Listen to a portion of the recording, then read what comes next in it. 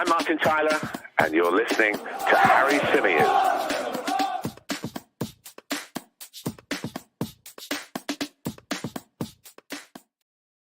Hey everybody, welcome back to the Chronicles of a Gooner, the Arsenal podcast, part of the 90 Min Football Network. As ever, I'm your host, Harry Symeou, and on this edition of the show, we're going to be discussing two stories. We're going to be talking Pedro Neto. We'll be discussing the latest regarding the Gunners' interest in the Wolves star, and we'll also be talking about the reports in circulation with regards to a potential FFP breach at Arsenal. We'll be getting on into all of that. We'll be trying to make sense of all of that. But before we dive right into it, if I could just ask you, particularly if you're watching on YouTube, to leave us a like on the video. Subscribe to the channel if you're new, and if you're listening via the audio platforms, well, then please do leave us a review. Big hello to everybody in the live chat box. Apologies for the delay in starting. I got into a conversation and I didn't look at the time and thought, shit, it's gone 7. I should have been live. Better run back down to the man cave. So I do apologize for the delay. I'm not going to come up with some elaborate excuse. I just lost track of the time, which is shocking on my part. Big hello to Bad Boy, to Clock and Seb, to Ayush, to Sko, to Moss. Hope you are well. To Amira, to Jane, to Jason. Who else have we got here? We've got Ishay. We've got MD, who says greetings from Nigeria. And a big shout out to the Fort Lauderdale Gooner himself, Craig, who says, Harry, don't have a question, just showing some love, my man. A big, big thank you for your very kind super chat donation. It is very, very much appreciated. Big hello to Nav, and of course, hello to the Wandering Minstrel as well. Okay, let's get into our first story. Let's talk Pedro Neto now. It emerged yesterday that Arsenal were interested in the Portuguese winger, and that he is the priority in terms of the wide forward, the mystery winger that Arsenal are supposedly looking at. And I said that I had some reservations about this. I called them red flags, things that I don't necessarily believe should determine whether or not you go for the player. And if you think he's the right guy, then you do it regardless of the red flags. But things you should certainly consider when making that move with regards to the price, the valuation, all of those things. And I did highlight some points regarding Pedro Neto that do concern me just a little bit. Now, I'm not going to repeat myself. I'm not going to go into that again. But if you do want to check that episode out, it dropped yesterday. You'll be able to find it on the channel or on the podcast feed. Alternatively, I've written a piece on it for the 90 Min website, www.90min.com. If you go over to the Arsenal section, you will find it there. I've also tweeted a link to it a few hours ago, which you'll be able to pick it up from as well.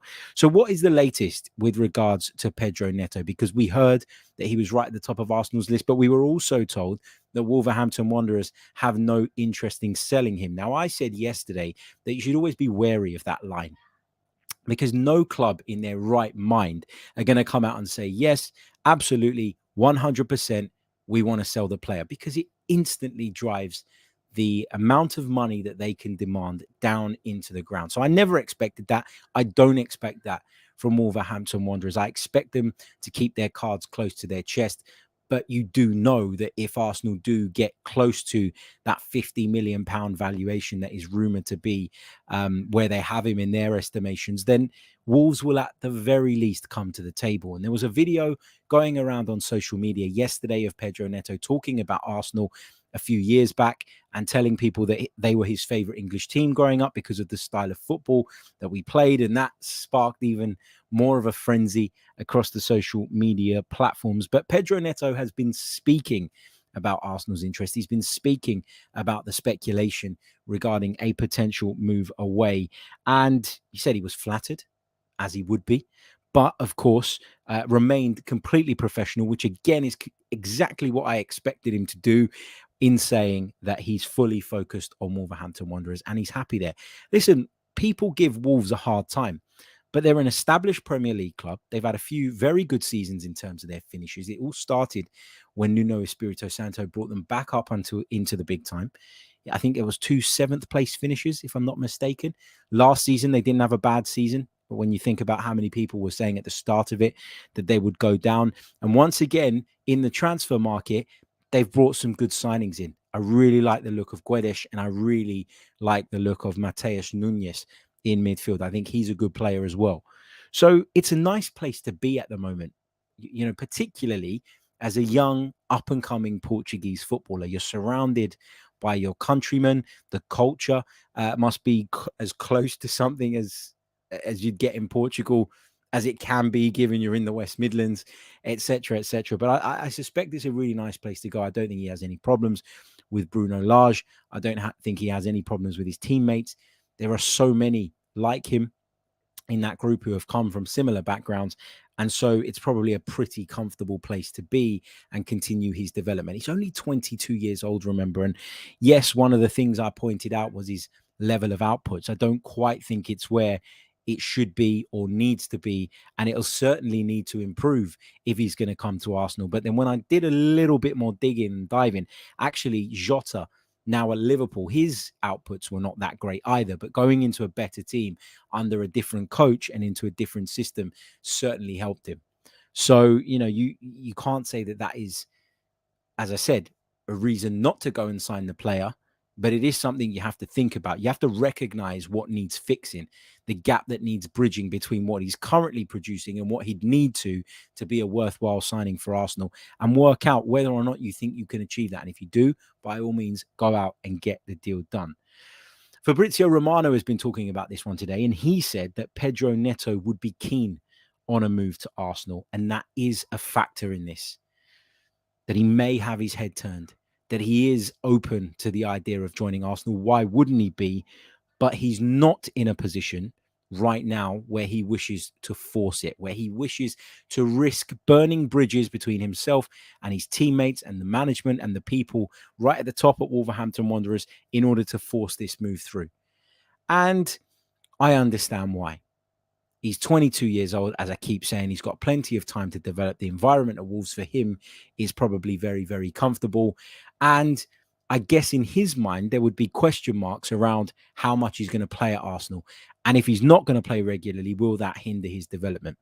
You can only assume, given that we went for Rafinha, given that we're moving Nicolas Pepe on, that any wide forward that comes into the Arsenal squad between now and the end of the transfer window will be coming into play from the right-hand side as opposed to the left. Now, Pedro Neto has played more on the left at Wolves so far, but if he's going to play on the right, he's going to be behind Bukayo Saka.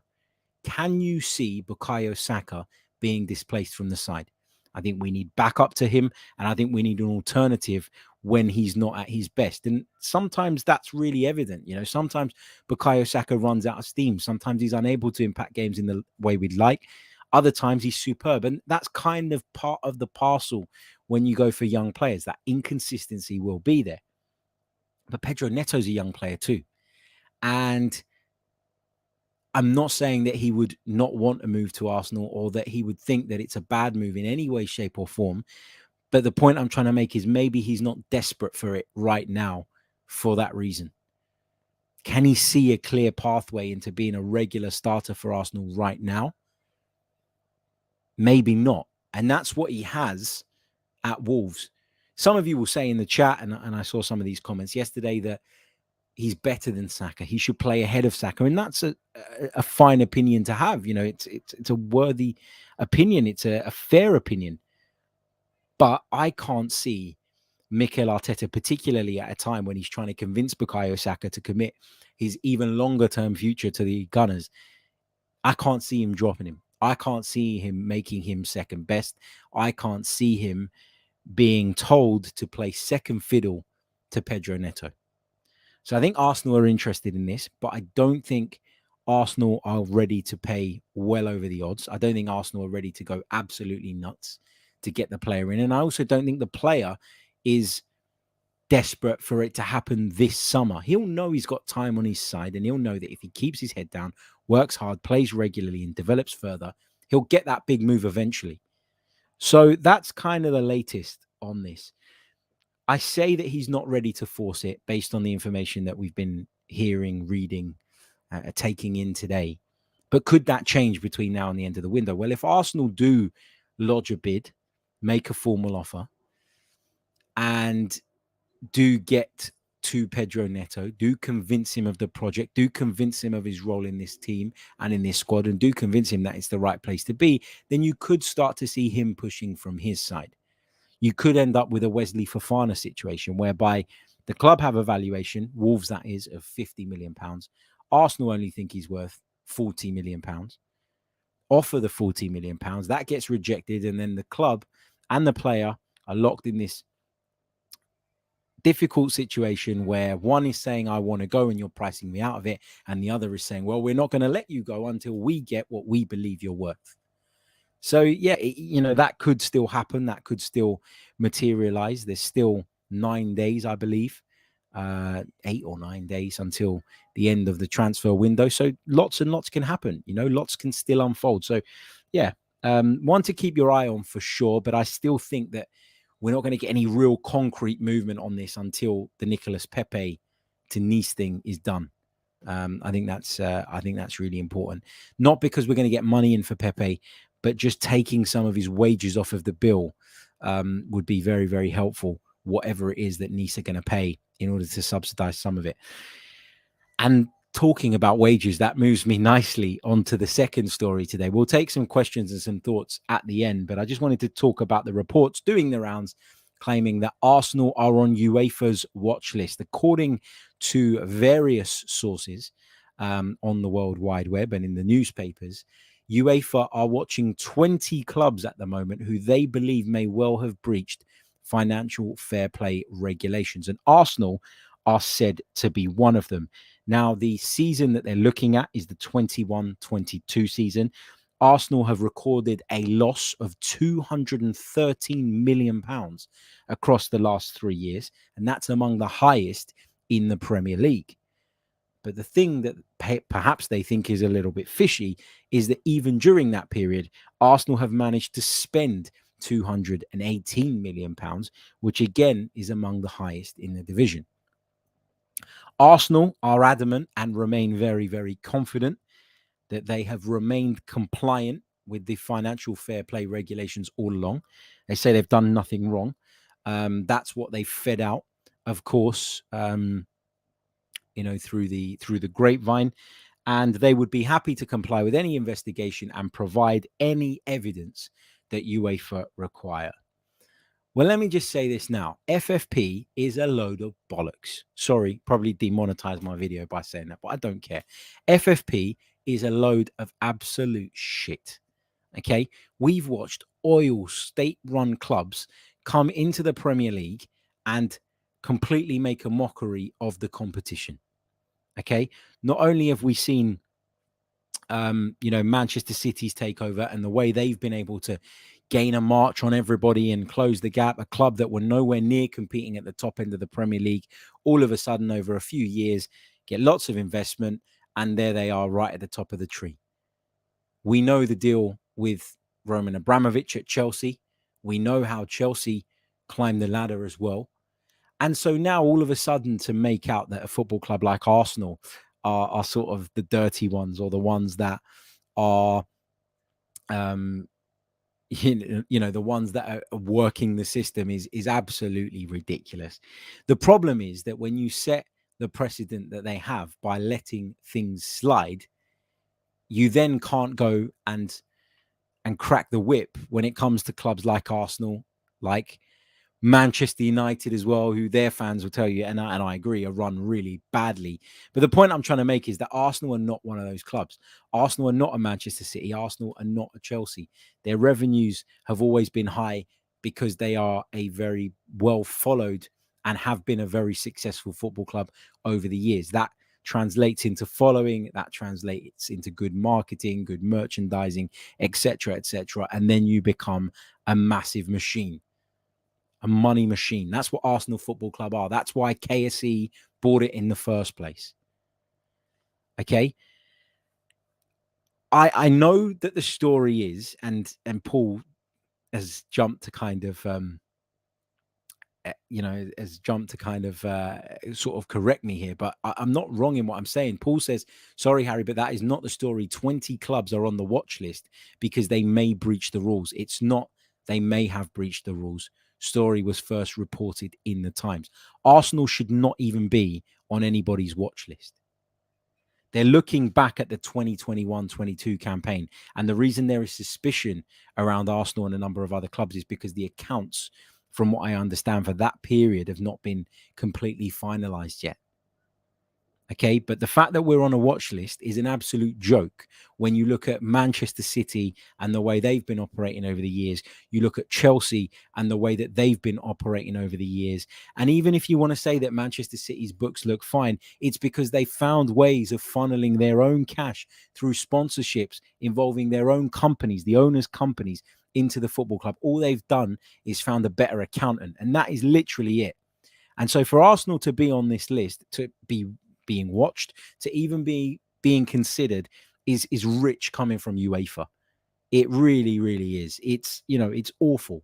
It's awful. It really, really is. And yeah, so what? Arsenal have lost a bit of money in the last few years and have spent a bit of money over the years. How much profit were they making over the years? You know, how were they able to, you know, compete at the top? Because Arsene Wenger was working miracles for a long period of time without spending the type of money that some of the others were. Even Manchester United, Manchester City, Chelsea, etc. We were staying in the Champions League because we had a good manager who spent money efficiently, etc., etc. Towards the end, it went tits up. We all know that. I'm not saying that, but the point I'm trying to make here is that UEFA put themselves across as this, you know, like this good force in world football, and that they are trying to kind of create a level playing field. And I get that. And that's what should happen. But they've allowed too many things to go and too many things to slide to be able to now really crack down on this. So there needs to be a rethink about how teams are monitored. And I know that there is going to be a rule change or a change in the way that this is implemented from, I think, 2023, which I don't know an awful lot about, but I'm interested to see how that's going to work, because something needs to give, something needs to change. That I completely agree with. But it just irritates me that, you know, if there's 20 clubs being watched, that's a lot of clubs. If you think about the high-end European football clubs, there probably isn't even 20. So for Arsenal to be on that list is nothing. You know, for Arsenal to be on that list is a non-issue. But it's been blown out of proportion into this huge story today. Arsenal to be investigated for FFP failings. And they've picked on us because Arsene Wenger was one of the people that spoke out about this kind of stuff. And he was one of the people that was quite vocal about the idea of sort of having these kinds of rules. And I agree with him to a degree, but I just think it's, no, in fact, I agree with him wholeheartedly. I just think it's rich now that, you know, of the 20 clubs that have been supposedly added to this list. And as I say, you know, how many, think about it this way, right? The big 6 Premier League clubs, okay, that's 6. Real Madrid, Barcelona, 8. Inter, Milan, Juve, that's 11. Atletico Madrid, Real Madrid, let's put Atletico in there as well. That's 9. Paris Saint-Germain, 10. How many more big clubs are there in Europe outside of that? Bayern Munich, Borussia Dortmund, that's 12. So how do you even get to 20? To get to 20, you're basically looking at all the big European clubs on the continent. So to put Arsenal as name out and make this big story about Arsenal is just pathetic. And it really got under my skin. It really, really did, as you can see. You know, UEFA tried to do something with Manchester City. They tried to have them banned from European competition, and the Court of Arbitration for Sport overturned that decision. And now Manchester City are able to compete in that competition, which just shows that they didn't get this right in the first place, and there are ways around it. So if there are ways around it and people are going to take advantage of it and take the piss out of the rules that you've set anyway, then why now come after other clubs when you haven't even tried with most of them, but the one that you did try and get, they slipped away from your grasp because you weren't good enough and you weren't shit hot enough on it to make sure that that conviction, if you like, stood. But anyway, so I guess it's because we're top of the league. But yeah, that's my little rant about FFP. Look, I like the idea of FFP, okay? I like the idea of some sort of regulation that makes it a level playing field, or as close to a level playing field as possible. If you're a big club, if you generate tons of revenue, of course you'll be able to spend more than the smaller clubs. I have no issue with that at all. But I just find it rich that we're even on a list, and there is a list of 20 clubs. Like, I mean, if you've got a list of 20 clubs, you're basically investigating any club of any stature in Europe, number one. And number two, the way this report has come out, Arsenal are under investigation for a potential FFP breach. First of all, you don't even know that we've done it. Second of all, the accounts haven't been finalized for that period. So it is just, and listen, UEFA aren't the ones that leaked that. UEFA aren't the ones, maybe the leak came from UEFA, but UEFA aren't the ones that published that story. But I just think UEFA have just lost so much credibility over the years with so many different things that they've done, things that they've allowed to happen. I mean, they shut down the Super League. They worked so hard to shut down the Super League, which again is another issue that with their stance, I wholeheartedly agree.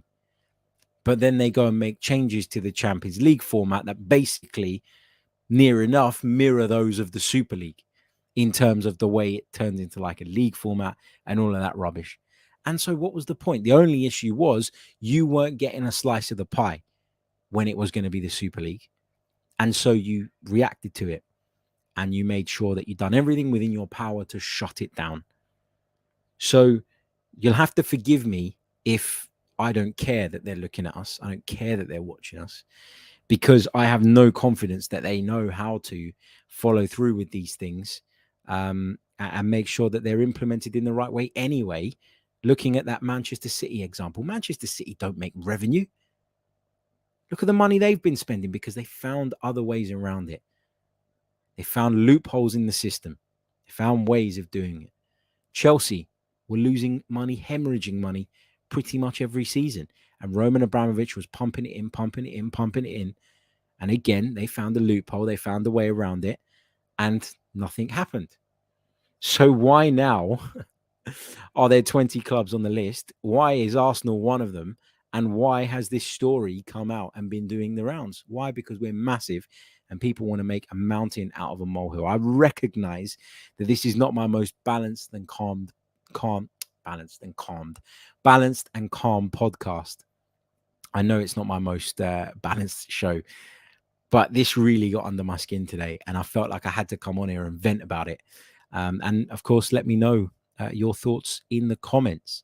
Don't forget to leave a like on the video. Don't forget to subscribe to the channel if you are new as well. I'm going to take some of your questions now from the live chat. Vector Arsenal says, Harry, we've not been watched.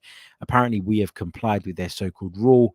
What they need to do is investigate Barcelona. There's another example. I didn't even think of that off the top of my head. And how could I miss that? How are Barcelona allowed to pull the levers, as people keep saying, selling off this, selling on that? They'll be selling off their mothers next month the way they're going. It's embarrassing. And it's being allowed to happen. Yet UEFA have the cheek to look into Arsenal. The press have the cheek to put out a report looking to smear Arsenal's name, looking to highlight that Arsenal could be one of those clubs. It might be one of those clubs, looking at what we've lost and looking at what we've spent and all of that jazz. If there's 20 clubs on that list, it really is a non-story, but they've turned it into one. What else have we got? Clockend Seb says UEFA on their high horse not long after Platini and Blatter were in court for fraud. Laughable. Lynn Simpson says, and we are a threat in the Europa League. This hasn't happened before. Nav says the initial reporter was probably a Spurs fan. Love that. Vector also says, Harry, don't listen to the FFP stuff. They're a bunch of crooks. They need to look at their own teams like Barcelona. Paul James also says UEFA haven't confirmed the watch list exists, only that 10 clubs have breached FFP. Yep, you're absolutely correct. But again, come out and say that they're not on the watch list then. Often people say, we can't say this, we can't say that, we can't talk about this, we can't talk about that. If Arsenal aren't on your watch list, or come out and say, as UEFA put out a statement, we are very keen and very focused on making sure that we implement the financial fair play rules as best as possible. And we are doing our due diligence. We are currently undergoing investigations. We do not have a watch list as has been reported. We assess on a case-by-case basis. and we will notify the clubs if and when we feel or believe that there has been a breach. Shut it down. Do you know how much respect people would have for UEFA if they did something like that? But they never would. Okay, let's see what else we've got. Shinasuka says, I smell an anti-Arsenal agenda. Indeed. Peter Griffin says, can Emile Smith-Rowe and Martinelli play together? Slightly off-topic question, but I'll take it. Yeah, I think they can. I think that Smith-Rowe can play in the 10 role. That's where he came on at the weekend. I think that, Mikel Arteta sees him as someone who can play in that 10 role as well as from the left and as well as from the right if needs be. So there's no reason why the two of them can't coexist in the same team. I would say, though, if it were down to me, I would say that Emile Smith-Rowe, I think, looked better last season when he played from the left rather than through the middle. And I think that Martin Odegaard gives us so much in terms of the press, the work rate, the energy. And, of course, he's the club captain now as well, that I can't really see him being left out. So it limits the opportunities for Smith-Rowe and Martinelli to play together, but that's not to say that they can't. Comdine Masumi says, do you see us getting Murdic if Neto doesn't work as a short-term solution? Or also, if Liverpool make a move for Caicedo, could you see us going in to try and get him first?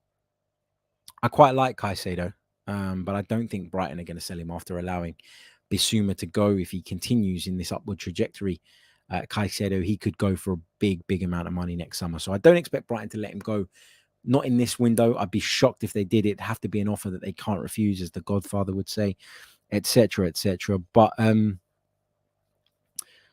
yeah, I don't think what Liverpool are doing makes the slightest bit of difference to us in terms of what our strategy and plan is. And I don't really know too much about the Ukrainian winger, so I don't know if he's the solution. It's a report that's come from some sources that haven't really been backed up on it by the people that I'd normally look to for that. So I'm a little bit reluctant on that one as well. But thank you for your question, mate. Clockend Seb says, would you try one last punt at Zaha, winger forward, who at one point was almost begging for the transfer? I just think it costs too much money. And I just think that the ship has sailed for Wilfred Zaha and that big move. I think he's going to stay at Crystal Palace. And yeah, that's... If the money was right, I'd certainly give it a go. But I don't ever feel like we're going to be in a place now, given his value to Crystal Palace, where the money's going to be right. Miklos says, Harry, I think UEFA don't want Arsenal to be successful. What about Tottenham or Newcastle? Yeah, we kept hearing about Tottenham hemorrhaging money during COVID, losing out because of the stadium and not being able to use it for other events, and then activating some loans or whatever it was they did to raise money to be able to spend in the transfer market this summer. All of those things, that seems to be okay, though. Newcastle, to be fair to them, despite being the wealthiest club in world football, haven't gone crazy in their spend. And Mike Ashley didn't spend nothing. And of course, it is over a 3-year period. And they probably still got a bit of wiggle room as a consequence of Mike Ashley's austerity measures, should we call them that? What else have we got? Sko says, would you rather Tielemans now or no one but Caicedo next summer? I really like Caicedo. I really, really do. I think he's got so much ability. But a lot can change in a year. I think we need a midfielder now. So I'd probably lean towards Tielemans on that basis because that deal feels a bit more achievable. Vector Arsenal says, are you going to the Fulham game on Saturday? I am. I will be there, my friend. Of course. What else have we got? Damien Kelly says, what about Everton's Doucouré as cover for Thomas Partey? Again, a bit like Wilfred Zaha, I feel like that ship has sailed. Not keen on him now. I would have been a couple of years ago. Not now. Ship has sailed for me. Okay, going to leave it there. Thank you all so much, as always, for tuning in. Remember, don't forget to leave a like on the video. Don't forget to subscribe if you're listening on audio format. And, of course, subscribe to the channel if you are new. Did I say that already? Leave a review if you're on audio. Subscribe if you're on YouTube. Like if you're on YouTube. And leave me your comments in the chat. And I'll be reading through them a little bit later on. Thank you all so much. I'll catch you all tomorrow with some more Arsenal-related content. Until next time, take care. Goodbye. I'm Martin Tyler, and you're listening to Harry Symeou.